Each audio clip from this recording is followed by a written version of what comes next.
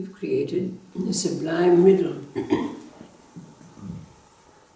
That riddle is, what is the meaning of the final words of St. John of the Cross after the last dark night of his soul, when he said, when all in the house were asleep, I went forth. And the meaning of the saint who, in aligning himself, places his staff in front of his body. So there are several ingredients to add to the pot that's been created here. The first is the story of the great Sufi saint. There was an occasion when the son of a sultan of a great kingdom was deathly ill. Physicians were called from all the lands, but to no avail. Finally, the great Sufi saint was called. But by the time he reached the bedside of the prince had taken his last breath. But the Sufi saint stood beside his bedside and, calling on God, said, Allah, I demand that you bring life back to this prince. And nothing happened. But suddenly the Sufi saint went into what might be called an ecstatic state. And he said, I demand that you rise up. And immediately the prince began to breathe and was returned to life. But this placed the Sultan in a very great dilemma, because the greatest heresy of their faith was to speak as Allah. But this saint had saved his son. But erring to the side of the need for the laws of life to be maintained, the saint allowed himself to be beheaded.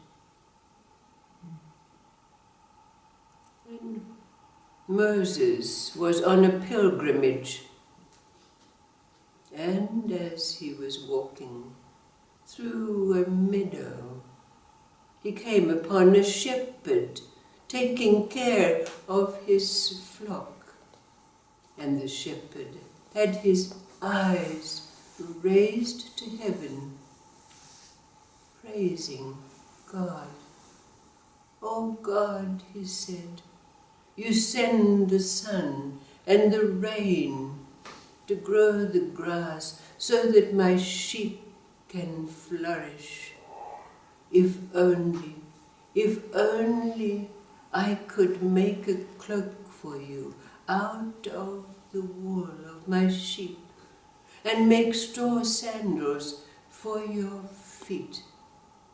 But when Moses heard these words, he was affronted, and he accosted the shepherd, saying, You stupid man, do you think that God is a man, that you can make sandals for his feet and a cloak for his back? The shepherd was completely shattered, tears flowing down his face. How could I have been so wrong? Moses went on his way, and at the end of his pilgrimage, when he was in a state of contemplation, God spoke to him, scolded him roundly. How can you speak thus to one who praises me in the way that he knows how. Totally admonished, on his return, Moses went to find the shepherd, to apologize to him. But when he arrived at the meadow, he found the shepherd seated in a state of total bliss, no longer needing a God that needed shoes or a cloak, nor a transcendent God, peaceful and blissful. Moses could do nothing else but go on his way. And the final ingredient for our pot for this evening is the story of that Sufi sheikh who invited all his followers on a picnic, on a day of celebration.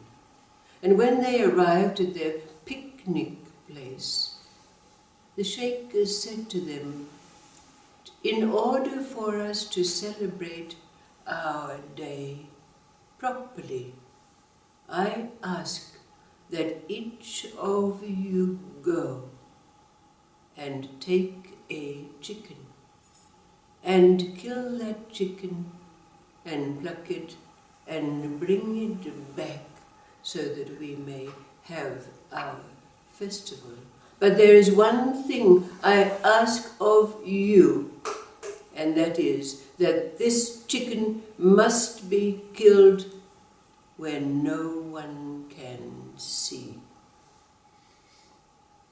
So all of his followers went off, and in due course over the day they each came back with their plucked chicken.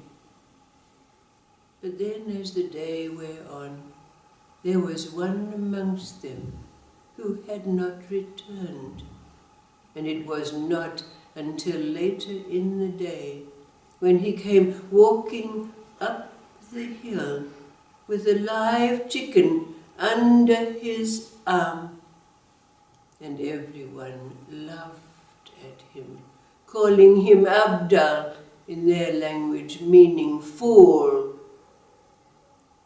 And the sheikh admonished them and said, wait, ask him why.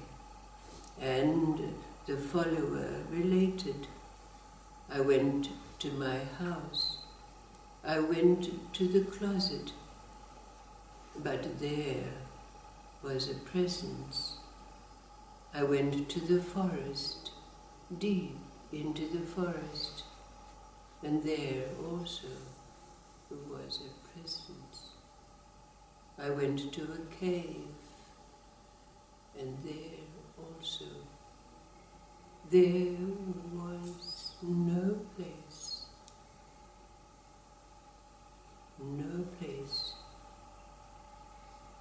where I could be unseen. And finally, the little anecdote about the great Zen master gathered with the monks in front of the statue of the Buddha, when suddenly he had to clear his throat and spit. So he spat at the feet of the Buddha. All his monks turned to attack him. What disrespect! And he said quietly to them, turn me anywhere you like, to point me in the direction where the Buddha is not, so that I may expectorate.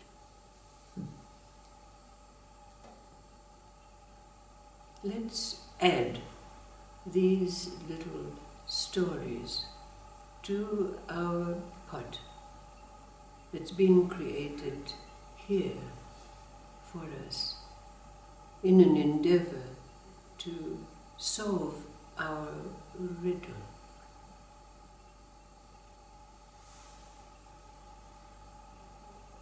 And riddle it is. Not a conundrum, not an equation, but a riddle.